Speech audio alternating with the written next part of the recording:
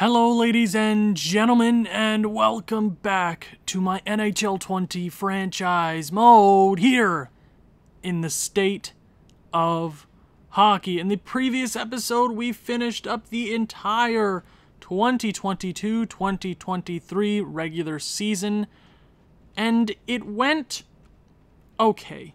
You know, almost 50 wins is pretty good, but I saw a lot of things that we need to address this upcoming off season. We just didn't click at a lot of levels. Our defense was solid. I mean, Quinn Hughes was fantastic. Second best defenseman in the league, in my opinion. Anthony Francis led the league in points. He's going to win the Art Ross. He's probably going to win the MVP. He's going to take home the Rocket Richard Trophy. He's taking home trophies this year, which is good. For, I mean, the third year in a row, we're going to have a Calder winner, which is just fantastic. I'm not sure if any other team in NHL history has done that, so good for Minnesota. It's about time they get a load of rookies, of good rookies. But let's just talk about the regular season for a moment. We're going to go more in depth with the stats, even though I did cut the last episode a little short, even though it was like 56 minutes long or something like that. I will go more in depth with the stats and show you and tell you my opinions on it. But we started off relatively strong. I think we started off really strong. Then we lost 3 straight.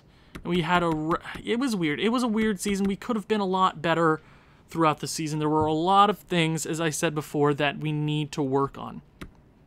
But we made a massive trade. A massive trade around the trade deadline. I'm not sure. I think it was, I want to say it's right before around this area. We made a trade with the Pittsburgh Penguins, which I think was a great trade. And I think the pieces that we brought over is a good thing.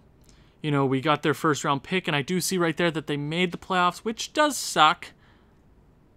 But I was hoping they did miss the playoffs. But you know what? I think all in all, it was a good trade. We traded Connor McMichael. Yes, it does suck that we traded a young centerman. He was having injury problems. I'm not sure what that was.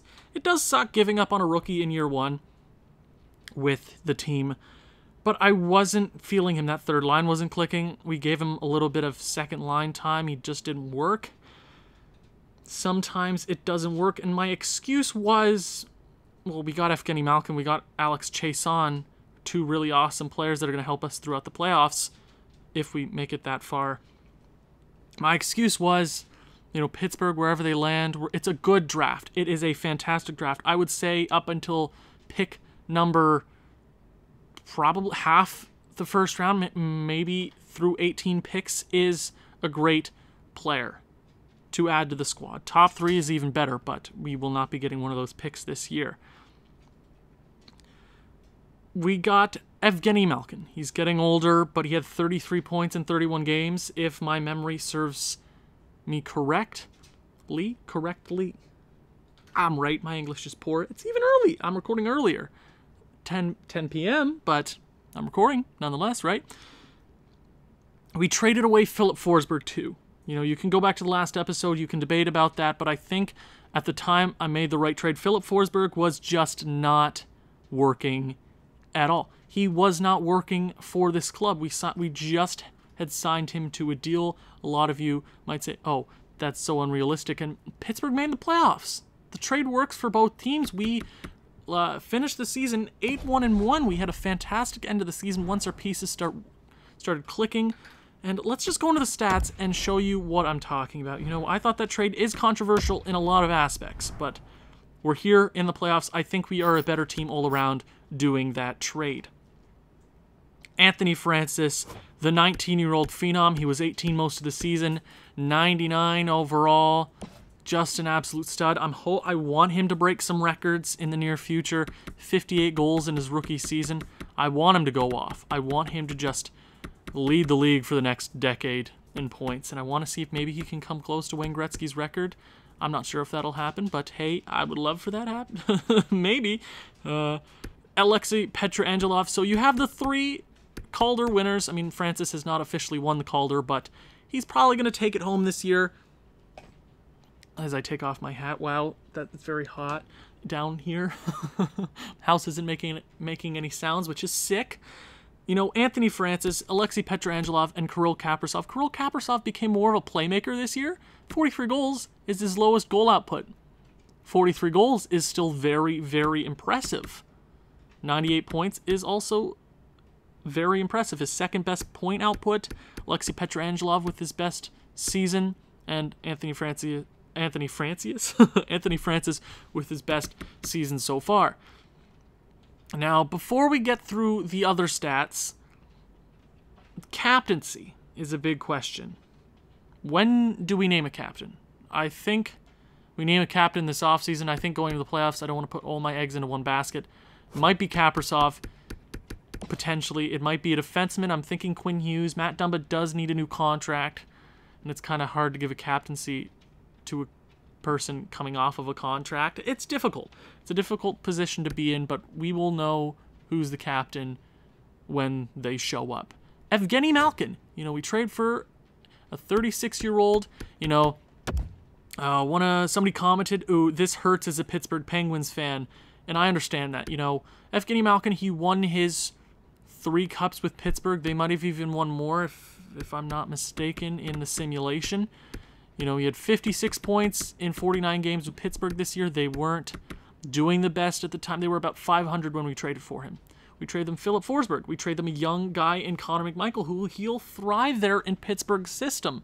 You know, playing next to Sidney or playing under Sidney Crosby for the foreseeable future. He comes over here to Minnesota. In 31 games, he gets 33 points. As a 36-year-old, I'm not going to ask for much more, and he's proved it in the playoffs. He's a playoff performer. I mean, he's usually a point per game in the playoffs. 28, 18, he had 0 and 5 in 2015. That's not a great postseason, but he's won a Conn Smythe, if I'm not mistaken, right here. Or did he win the Conn Smythe that year? I want to say he did, but he is a fantastic centerman, and he's going to help us out in a postseason run. And then after that, you got Nils Hoglander, 22 years of age. He does need to be re-signed. I'm not sure what kind of contract I want to give him. I'm looking at about $5 million. You know, he was good. And I think that line, the second line, struggled for the majority of the season. You know, playing next to Luke Kunin, who is not the best offensive player. He has solid offensive stats, but I see him more as our third line center for the foreseeable future. He's young, but Hoglander needs an offensive guy in the middle, in Evgeny Malkin, and Forsberg just didn't work. I'm surprised Forsberg didn't work under our system. He got power play time. He just wasn't putting up the goals, and that's the man he wasn't, especially on that line with Luke Kunin and Hoglander, who don't put up goals. I was expecting like a 30-goal season from Forsberg, and his stats showed that he could do that, but he ended up not being the player that we signed him to be. So Nils Hoglander, Kunin, they were solid. They were solid, and we're going to need them to be solid throughout the playoffs. And then we brought back Jason Zucker. We traded him at the start of this franchise mode because he was traded at IRL. We got a first from Pittsburgh. You know, let's just check his stats here. He had 15 points in 31 games on the third line. He is going to help us out in a postseason run.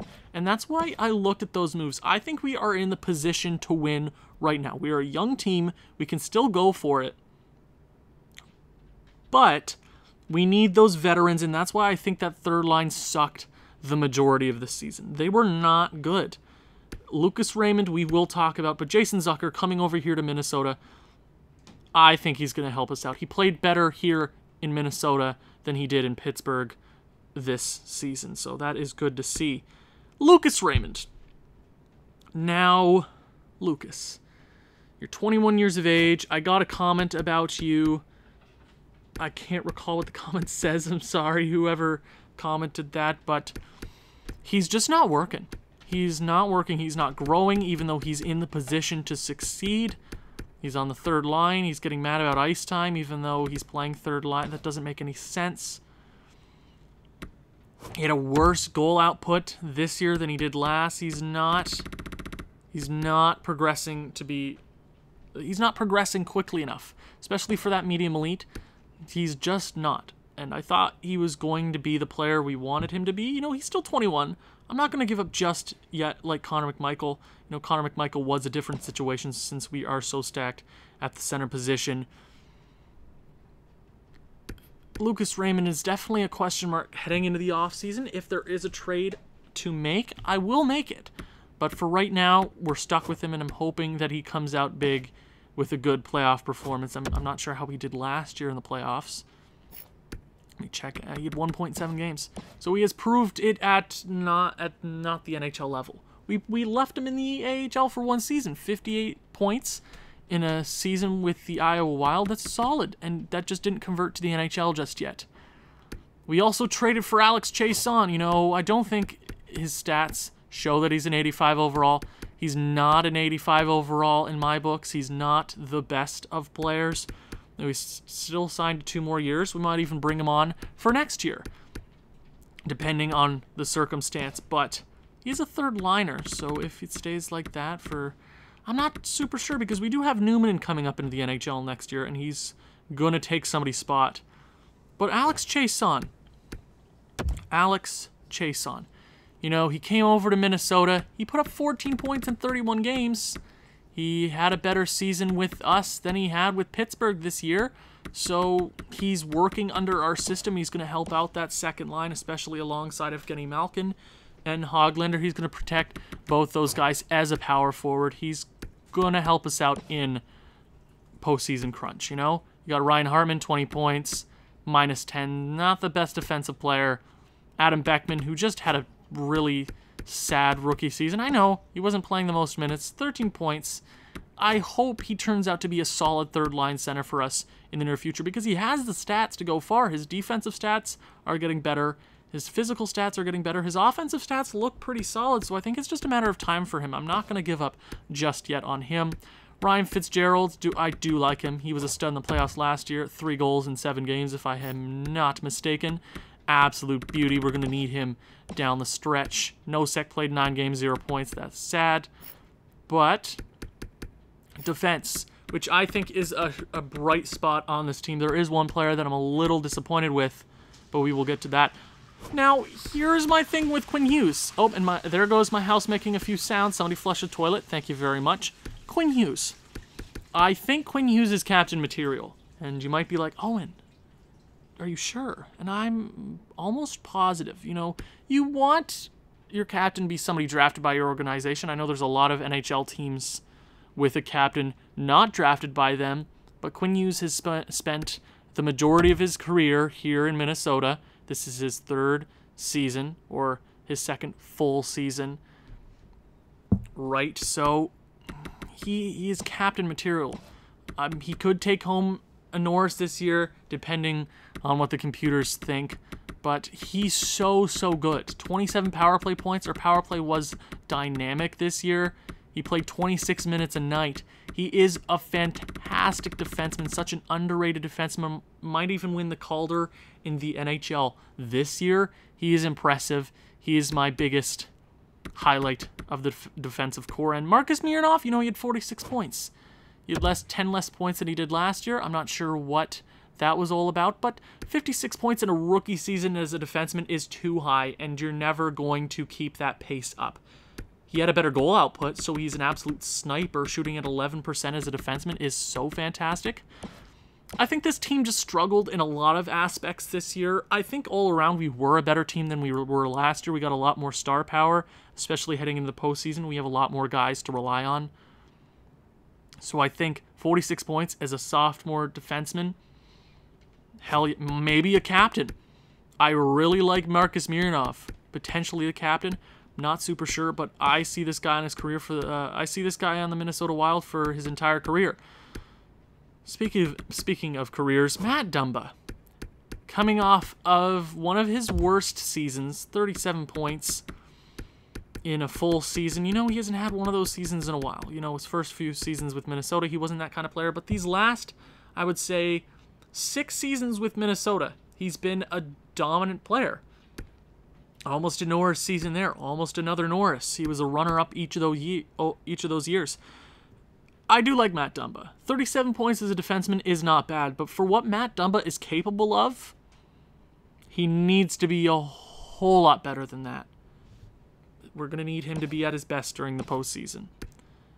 Brant Clark, sophomore defenseman, 20 years of age, putting up 32 points, 27 assists, less goals, but overall, he was better, a lot more penalty minutes. I think that's because he was playing more minutes in general this year. 5 more minutes, yeah, it averages out.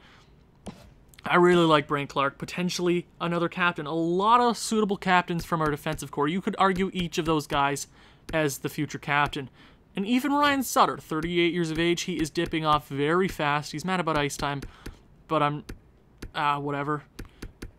We have him playing lots of time.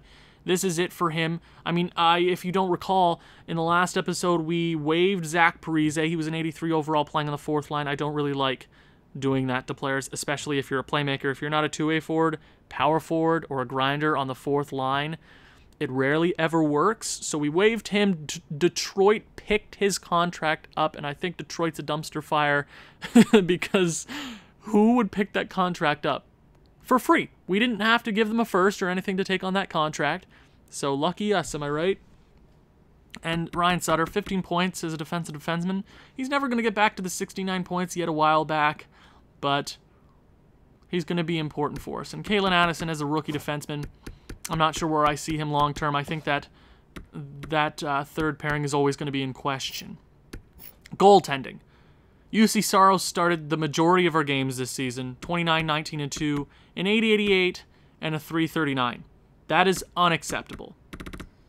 Heading into the postseason, we have a little bit of a debate. You know, Capo Kakinen. We just ran the gauntlet with him around, I believe, I want to say just after the trade deadline. We're like, you know what? Let's just go. Let's run with this guy. He got 11 wins in the last month and a bit we played him. And his stats went up.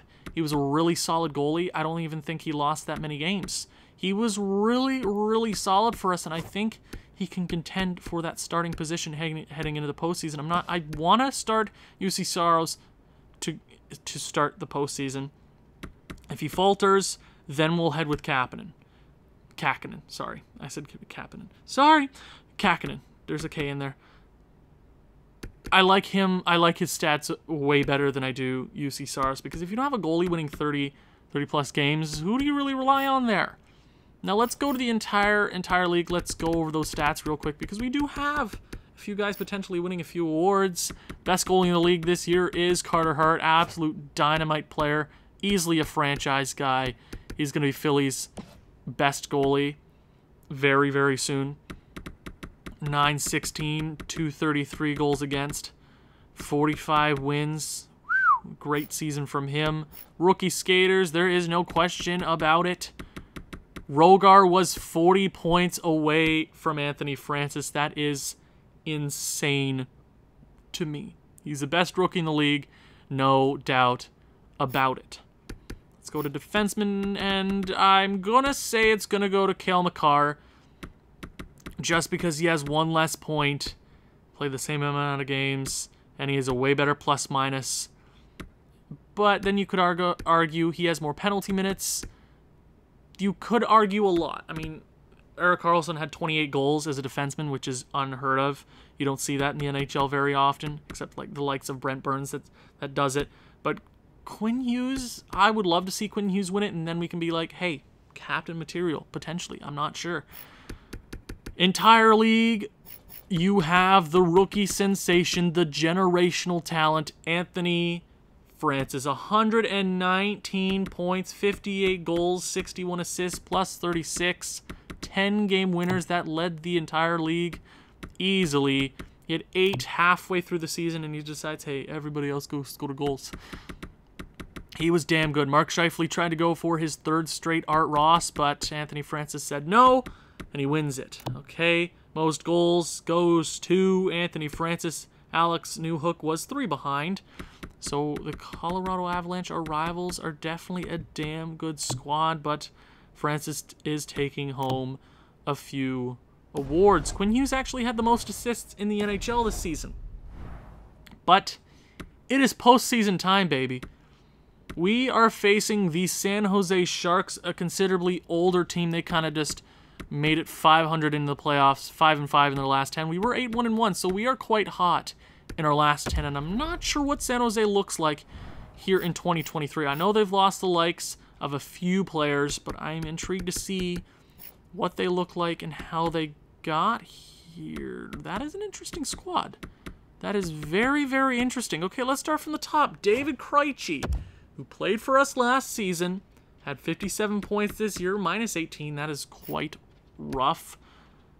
Playoff stats. He had 8 points for us last year. You know, he's went over to San Jose. Is he making his money? I'm assuming he has $5 million for 1 year. Playing next to Andre Palat, who is a... Oh, do they have 2 Czech players in the first line? What is Timo Meier? Timo Meier is... Oh, dang it. If only they had just gone the full Czech line. That's a solid line. I'm not sure if that's first line or first line... What's the word to use? First line capable? I mean, they're great. That's a fantastic second line, but I'm not sure if they're capable of being that first line, especially when you have a guy like Evander Kane just chilling on the third line who is first line forward capable. He's definitely capable of playing first line. Then you have Riley Smith, who is a solid second liner. You have Logan Couture, who could definitely rival for that first line spot. And then you have Jonathan Dahlen, who is a young guy, alongside Timo Meier, who is 26. So you got a few young guys in this lineup. Those are your future guys, but it's also a solid second line. No absolute superstar on this offensive core, excluding Evander Kane. I'm not sure if you can call him a superstar, but he's a solid player. You have Sasha Kmielewski. That is a mouthful. That's a solid young guy, 23 years of age. He's only going to get better. David Perron, who is an underrated NHL player, fantastic. I mean, I think he's been pretty good in the NHL this season. He usually scores 50, 40 points every year. I think he's a damn good player. Then you have Evander Kane, who we talked about. You have Craig Smith, 33 years of age, on your fourth line. That's a damn good player to have there. You have Ivan Chekovich on your fourth line, a younger guy. And then you have Brad Lambert. I'm surprised they're playing him in that role. That is a rough position to put a young guy in, 19 years of age, 83 overall. And why did I press back? Why did I do that? Yeah, that is definitely on to be playing a young guy like that in that position. I always disagree with that. If you have a young guy who was just drafted, who's 80+ overall, you need to be playing him on the third line. I don't understand that, but if it works, it works, you know? I don't blame you, San Jose. Defense, and they have a solid defensive core. They have Ryan Merkley, who is their young stud on the defensive core, and then you have Erik Karlsson, who potentially could win a Norris this year. I think he is potentially the runner-up for that trophy this year. I think he's damn good just because, I mean, 90 points on the defensive line this year is incredible. Just an incredible franchise guy. Yikes. Then you have Mario Ferraro. You have Brent Burns, who is aging, 38 years of age. He was on the block a while back. Actually drafted by Minnesota. I completely forgot that. For David Setaguchi. I believe it's David Setaguchi. I know it's Setaguchi. Is his first name David? I think I am right. And you can say whatever you want, but Brent Burns, he's not the best defenseman, but he can definitely get you a few points. They also have Rafael D'Agostini, who's a medium elite. Oh, they have a few young guys here. They have Jeremy Waugh, 25 years of age. That's a good defensive core. I think ours is better, but they have weapons there. Their goaltender is Pekka Rinne or Martin Jones. If I was them, I'd probably roll with Pekka Rinne because he's had better postseason success. He's a great goalie, but that's an iffy tandem because Martin Jones is a very shaky goaltender. That's just the truth. Scratch players, you have Kulikov, you have Ricola, and you have Litvinov. That's a solid team. I get why they would struggle in some categories, but I also get why they're here in the postseason. So you know what? Game number 1, we have the home ice advantage here at the XL Energy Center. Here we go. Can we make it out of the first round? In year number, I want to say this is year number 4? Oh my god! I did say I wanted to roll with UC Saros, and I didn't put him in. Evander Kane with the power play goal to end the period. Just a terrible period for Minnesota, getting outshot by double. You got to pull the plug there. Second period. Okay, we get 2... Oh, sorry. So they take a 4-0 lead. Ryan Hartman scores and Luke Kunin. It's been their game. We try to fight back 2 straight. Can we make this a game in the third period? Power play early for San Jose. They cannot capitalize. Can we get 1 early? Can we get 1? Lucas Raymond shows up. It's a game, folks. It's a game. From 4-0 down, Jeremy Waugh scores. Power play for Minnesota. Can we get anything on them? It's Martin Jones. You know how slippery of a goalie he is? He's a beach ball goalie. Come on. And we drop game number 1. I'm going to say that's partially my fault because I did not originally want to play Kakkonen, so I am going to throw... I'm going to throw UC Saros in net. I think if we could have just had a little less bad luck in the first period, that might have been our game to have, but UC Saros has got to come in for that. Bad game from Kakkonen. Bad game all around. We should be better. Our defense should be helping us out. I'm not sure what's going on here, but a terrible game 1 loss. Can we even this series up on home ice before we head to San Jose for games number 3 and 4? First period. 1-0. Jason Zucker coming back to Minnesota, getting the first goal on Martin Jones in the first 20 minutes. Shots are in our favor, 10-6. Low-scoring affair. Second period. Okay, we make it 2-0. Anthony Francis is... Oh, that is going to be a mouthful. Anthony Francis is first postseason goal. Timo Meier makes it a 1-goal game on the power play. Our penalty kill has been shaky. Anthony Francis has got to take over the series for us. That top line has got to take it over. Third period, here we go. Can we lock this one down? Power play early. Our power play has been god-awful, even though it's a +5. Explain that to me, game. Power play again. And Alexei Pietrangelo on the power play. That is huge. Halfway through the third period, Ryan Fitzgerald gets the 4-1 marker, and that looks to be good enough for the Game 2 victory. I will take it. Kaprizov with the empty netter, so everybody on the first line has a goal to start this series. Anthony Francis with 3 points. What an absolute stud. Great Game 2. Let's keep that momentum going to the West Coast. Did I get that right? I think I'm right. Okay, game number 3. This series is evened up. And then you got Pittsburgh's tied, Toronto and Tampa is tied. Islanders are up 2-0, and Philly is up 2-0. I mean, I kind of want to face the Avalanche again just because we have history, and I would love to face them, but I'm very scared of Nathan McKinnon and Alex Newhook and Cale Makar. But that could be a rivalry for the future. We're going to meet a few times in the postseason.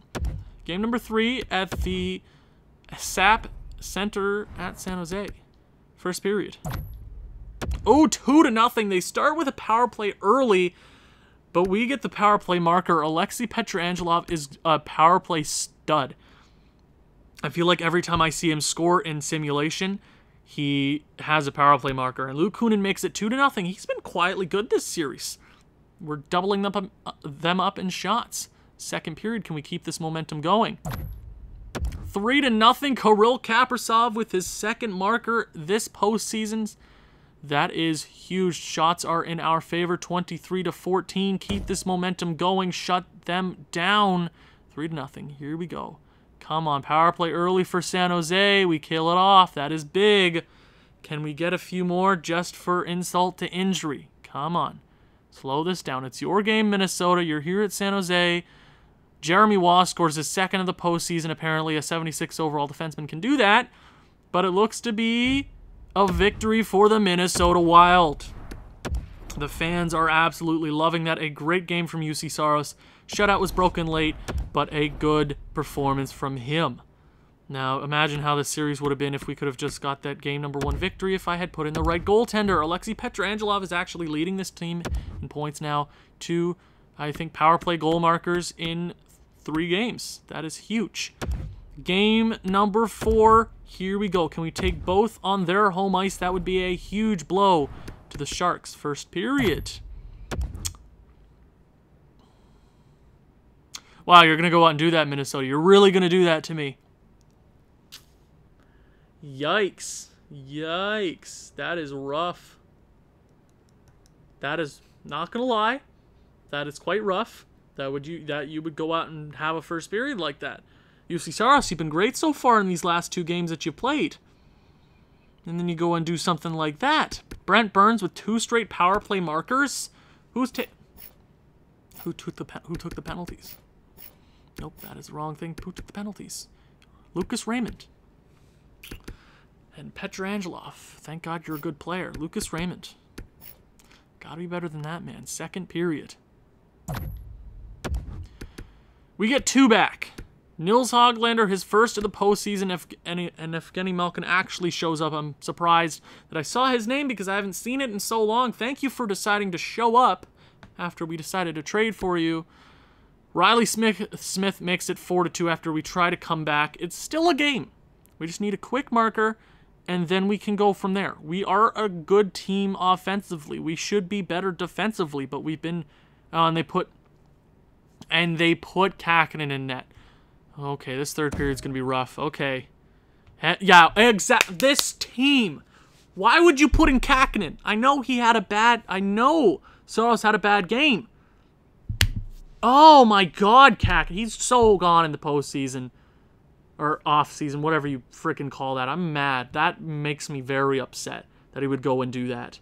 The coach, that makes me really mad. I'm not going to... That would have been our offense didn't even decide to show up. Thank you.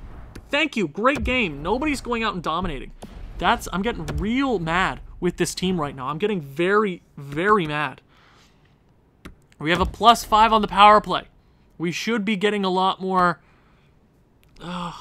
offense. Is that the right word to use? Do I go... You know, Raymond's going to the second line. He's a sniper playing next to a playmaker and a playmaker. Chase on to the third. He's been so ineffective these few games. That works for me. Get it together. Now... AHL. Dewar can maybe... I can leave him there.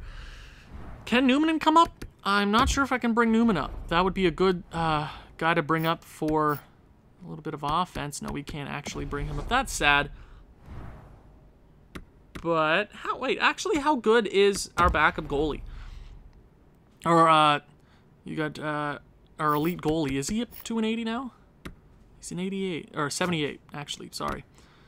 Hunter Jones can probably make it into the NHL next year. I'm assuming Weeman is going to be good enough to be our backup next year, but goaltending. That was a bad game from our squad. You gotta get this together. I'm not going to lie. You got to get this thing rolling. They even up the series. Now it's a best-of-3, just like last series against the Colorado Avalanche. We have best-of-3. We won... I believe we won game number 5. They won game number 6 and 7. So, come on, don't repeat history. Here we go. Here on home ice, let's get a W. First period. Oh my God. 3 goals again. UC Saros, you absolute tool. You're a tool. Is that what I just figured out? Does Hunter Jones need to come up right now and replace you? Is that a thing that we have to do? You're an 85... Oh. EA. No, let's just talk. I don't want to hurt you, but I do. Because when you have an 85 overall goaltender come in, they don't have a single superstar on their team, and we're getting obliterated. Our defensive core is top tier. It is A+++++. And they're getting manhandled. Is it goaltending? I'm not so sure about that because our goaltender is just letting in goals left and right. Lucas Raymond makes it 3-1. It's still a game, but god damn Minnesota. Second period. Oh, and you even this thing up. Kirill Kaprizov scores, I believe, his 3rd goal of the postseason. Brent Clark tying this game up. We've taken the game in shots, but Third period is underway. Here we go. Here we go. Can we get an early one? We need an early one. I don't like this. Power play early. Come on. Capitalize. Where's Anthony Francis when you need him, man? He scored 58 goals, led the league in goals. He needs to show up. He's 99 overall. He should be manhandling whoever's on that top line. Straight up. Can we get a late one?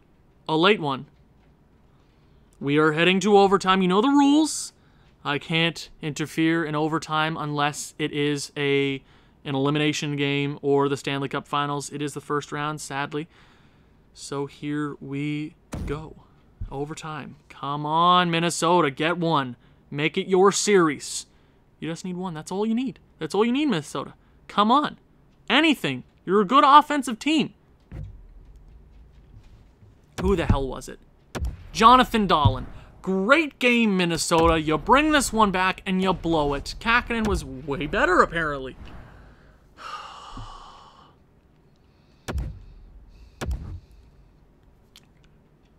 This team is really getting to me. Because both goaltenders have had a terrible, terrible series. I'm honestly not sure what to do at this point. Do I go with that? Do I... Francis. Francis has 6 points. It's not like he's doing bad. He's not scoring goals, even though he should. I'm wondering if I should move these guys apart. Send Pietrangelo to that second line. Höglander has that 91 overall offensive awareness. Maybe that's what I'm going to do. You know what? That's exactly what I'm going to do. Pietrangelo is not going to get mad because he has plenty of power play time. I think he has penalty kill time. I mean, his puck skills aren't even the best yet. But playing next to Evgeny Malkin, he should work there. Evgeny, you got to be 3 points in 5 games? Really, dude? Do I go with maybe a +5? No, I got to keep Sutter down there. I got to keep Sutter. Maybe I go with something like Matt Dumba up to Clark. Matt Dumba down there to settle down that line. You know, that's what I'm going to do. That's exactly what I'm going to do. That's exactly what I'm going to do. This team needs to get it together. Get it together. That was an accent. Game 6. You are on the verge of an elimination. I do not know what I'm going to do with myself in this offseason if you can't make it out of round 1. Minnesota, you have been a perennial round 1 team. You don't make it to the second round very often. When you do, you get beaten by the Chicago Blackhawks. Minnesota, you are a good team. You are a good team. You need to get it together. This is San Jose. They don't have many offensive superstars on their team. Defense, you have a better defense. You have better goaltending. On paper, we are the 120% better team. We are. Game 6. We have to come back in this series. Come on. First period. UC Soros! 3 straight games? Is that 3 straight games with 3 goals in the first period? You absolute tool. You're a tool. Screw off. Screw UC Soros. I'm sending you into the sun. Are you kidding me, UC? You're an absolute tool.